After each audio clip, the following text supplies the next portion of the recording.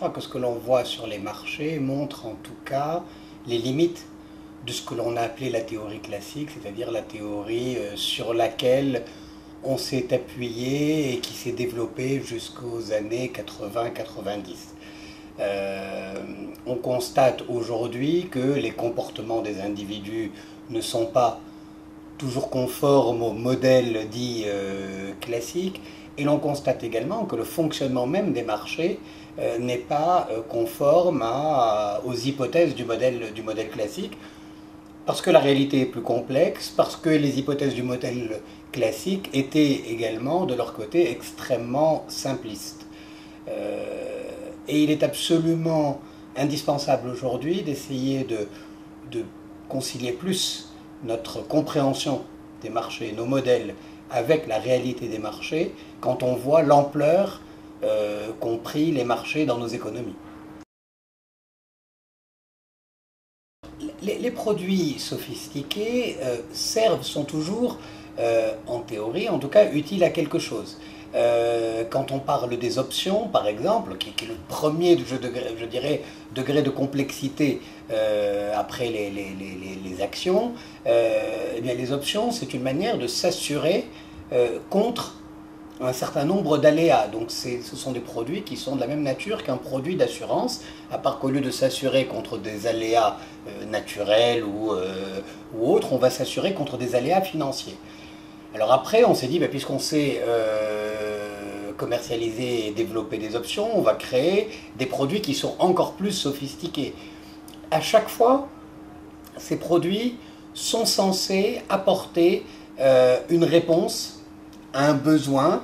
Alors après, je dirais que c'est comme dans tout en matière de marketing et en matière de produits, c'est-à-dire est-ce que les produits que l'on nous vend, mais je dirais même dans la sphère réelle, répondent toujours à un besoin réel, ou est-ce que ça n'est pas plutôt un besoin que l'on a créé en nous pour ensuite pouvoir nous vendre le produit?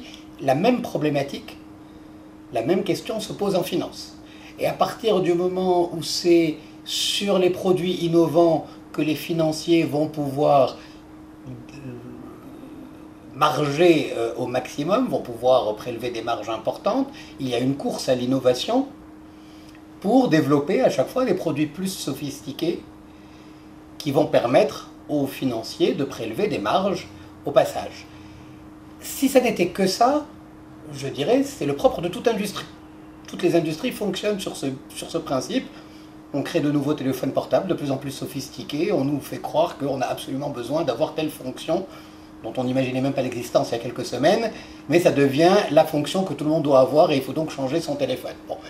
Eh bien, c'est quasiment la même chose en matière financière, à part que, en matière financière, toute cette sophistication s'appuie sur des modèles. Et à partir du moment où les modèles ne collent pas parfaitement à la réalité, eh bien, il y a toute une partie du risque qui n'est pas prise en compte dans le modèle, qui n'est pas prise en compte par les différents acteurs du marché, et qui, lorsque ces risques se réalisent, peut avoir des effets énormes, tout simplement parce qu'il y a des effets de levier qui sont de plus en plus importants. Et donc, le propre, je dirais, de la finance par rapport à d'autres industries, c'est que les sommes qui sont en jeu sont absolument colossales. C'est clair que les régulateurs, et malgré les efforts récents, ne sont toujours pas suffisamment équipés.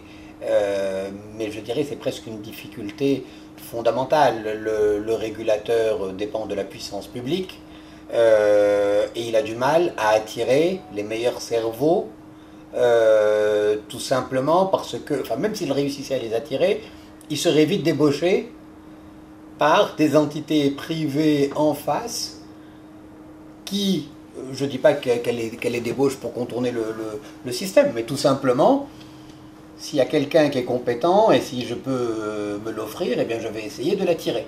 Donc aujourd'hui, il y a cette difficulté-là. Il y a beaucoup plus de compétences du côté des acteurs du marché que du côté des régulateurs. Donc, et encore une fois, je n'y vois pas malice. Simplement, par exemple, en matière d'innovation, il y aura beaucoup plus de capacités d'innovation côté acteurs du marché, en plus ils vivent de ça, donc c'est normal, qu'il n'y aura de capacité à suivre, à comprendre, à analyser, à contrôler les risques du côté du régulateur. Le régulateur a systématiquement le mauvais rôle. C'est-à-dire si moi j'invente de nouveaux produits qui permettent d'accélérer le fonctionnement des marchés, d'améliorer, en tout cas ponctuellement, la situation, si le régulateur me freine en me disant mais attendez, il faut que je comprenne dans les détails ce que vous faites, je vais toujours pouvoir lui opposer, mais attendez, là vous êtes en train de freiner l'économie, alors qu'on pourrait financer un tas d'entreprises, vous me dites de tout arrêter, le temps de comprendre. Mais en même temps, dans d'autres industries, on le fait. C'est-à-dire que même si on a... alors, on sait qu'il y a des scandales aussi dans le secteur pharmaceutique, mais ça n'est pas parce que j'annonce tout d'un coup que j'ai trouvé une molécule miracle qu'on m'autorise... Fut-elle miracle, on ne m'autorise pas pour autant du jour au lendemain à la commercialiser. Il y a des procédures qui prennent du temps, avec des analyses, des études, etc. Et l'autorisation de mise sur le marché va mettre 1 an, 2 ans, 3 ans. Même si peut-être que ces 3 ans, on pourrait argumenter en disant mais c'est du temps de perdu, on pourrait peut-être sauver des vies pendant ce temps-là avec cette molécule-là. Eh bien, aujourd'hui, le régulateur n'est pas assez puissant, continue à ne pas être assez puissant pour exercer un réel contrôle.